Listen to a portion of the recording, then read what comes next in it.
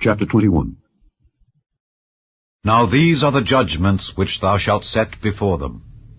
If thou buy an Hebrew servant, 6 years he shall serve, and in the 7th he shall go out free for nothing. If he came in by himself, he shall go out by himself. If he were married, then his wife shall go out with him.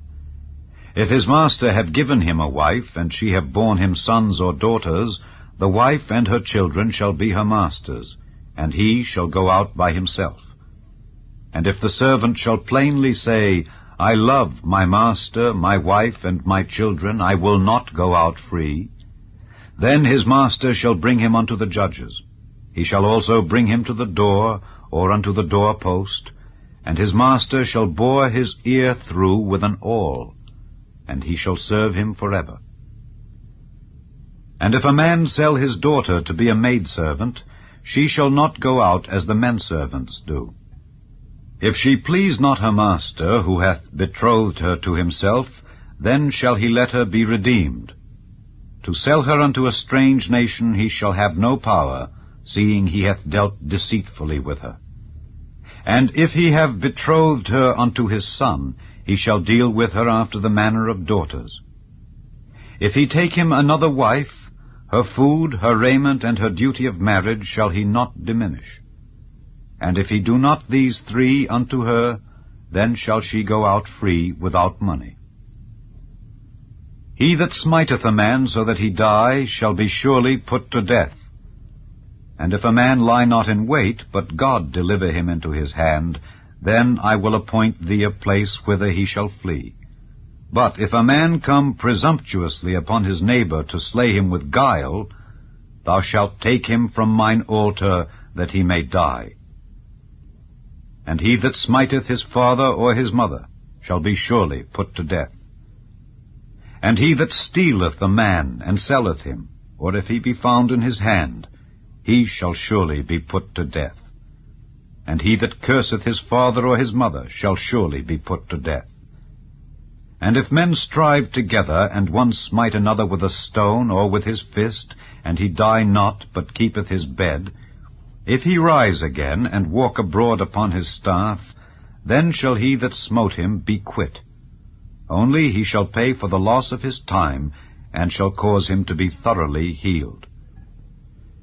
And if a man smite his servant or his maid with a rod, and he die under his hand, he shall be surely punished. Notwithstanding, if he continue a day or 2, he shall not be punished, for he is his money. If men strive and hurt a woman with child, so that her fruit depart from her, and yet no mischief follow, he shall be surely punished according as the woman's husband will lay upon him, and he shall pay as the judges determine. And if any mischief follow, then thou shalt give life for life, eye for eye, tooth for tooth, hand for hand, foot for foot, burning for burning, wound for wound, stripe for stripe. And if a man smite the eye of his servant, or the eye of his maid, that it perish, he shall let him go free for his eye's sake.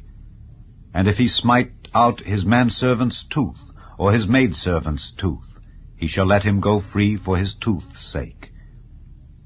If an ox gore a man or a woman, that they die, then the ox shall be surely stoned, and his flesh shall not be eaten, but the owner of the ox shall be quit.